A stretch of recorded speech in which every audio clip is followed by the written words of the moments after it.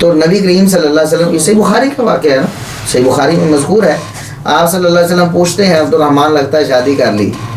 اندازہ کریں شادی کو کتنا آسان بنایا ہے، کون سے رسم و رواج ہیں شادی میں. ایک حدیث عرض کرتا ہوں، شادی رسم و رواج کہاں ہیں، اسلام کہاں ہے.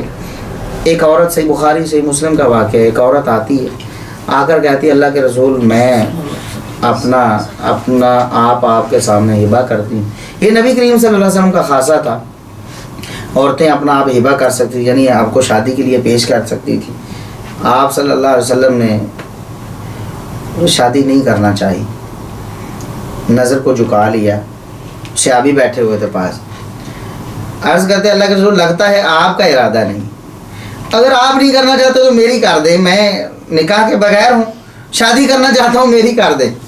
آپ صلی اللہ علیہ وسلم نے فرمایا صحابی پھر حق مار کے لیے تو کچھ لاؤ. غریب آدمی تھا، کیا لاتا؟ فرمایا کہ چلو کوئی چادر لے آؤ. چادر ہے؟ اس نے کہا ایک ہی چادر ہے میرے پاس، آدھی آدھی کر دوں گا. فرمایا آدھی آدھی کر کے کیا کرو، نہ اس کے کام کی نہ تمہارے کام کی، تمہارے کام بھی نہیں آئے گی، اس کے بھی نہیں آئے گی. چادر تو تمہارے اپنے اظہار سے بھی جائے گی. جاؤ کوئی انگوٹھی سونے چاندی کی نہیں، لوہے کا کوئی چھلا ہی لیا.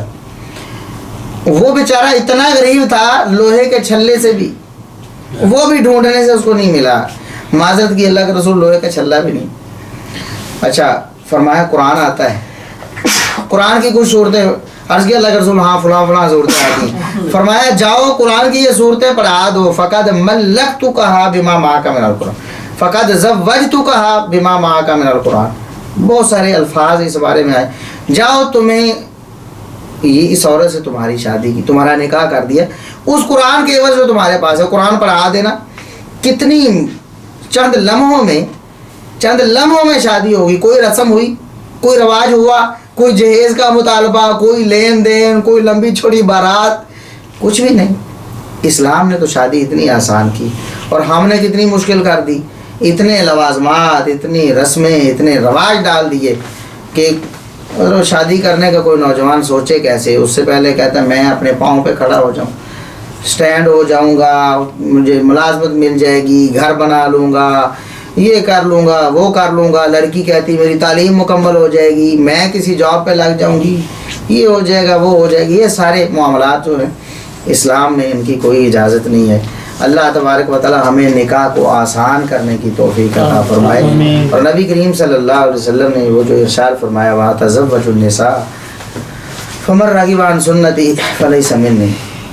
فرمایا وہ جو صحابی آئے تھے نا، انہوں نے کہا جوش میں کہ اللہ کے رسول اتنی عبادت کرتے ہمیں تو زیادہ کرنی چاہیے، میں شادی نہیں کروں گا. ایک نے کہا تو آپ نے فرمایا وَتَزَوَّجُوا النِّسَاءَ، میں عورتوں سے شادیاں کرتا ہوں، تمہارے سامنے کی ہوئی ہیں. تو فَمَن رَغِبَ عَن سُنَّتِي فَلَيْسَ مِنِّي، جو بڑی مشہور حدیث اس طرح بیان کی جاتی ہے نکاح سنتی یا نکاح من سنتی، فَمَن رَغِبَ عَن سُنَّتِي فَلَيْسَ مِنِّي، ان الفاظ کے ساتھ تو حدیث ثابت نہیں ہے. یہ الفاظ صحیح بخاری میں وَتَزَوَّجُوا النِّسَاءَ، میں عورتوں سے شادی کرتا ہوں. فَمَن رَغِبَ عَن سُنَّتِي فَلَيْسَ مِنِّي، جس نے میری سنت سے منہ موڑا ہے اس کا مجھ سے کوئی تعلق نہیں.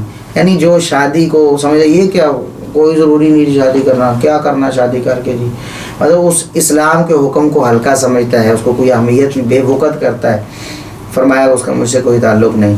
اور آپ نے تاکیداً فرمایا شادی کرو، جوانوں شادی کرو، فوراً شادی کرو، جیسے ہی موقع ملتا ہے شادی کرو.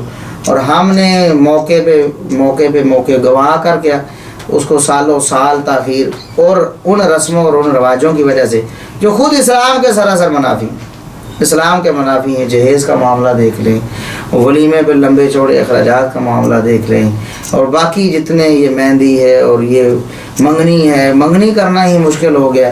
جو ہمارے ہاں جو رواج ہے، جن رواجوں کے تحت منگنی کی جاتی ہے، اللہ تبارک و تعالی ہمیں اسلام کے احکامات کے مطابق نکاح کے فریضے کو سر انجام دینے کی توفیق عطا فرمائے. اور جتنی غیر شرعی رسومات ہیں اللہ تبارک و تعالی ہمیں ان سے محفوظ فرمائے.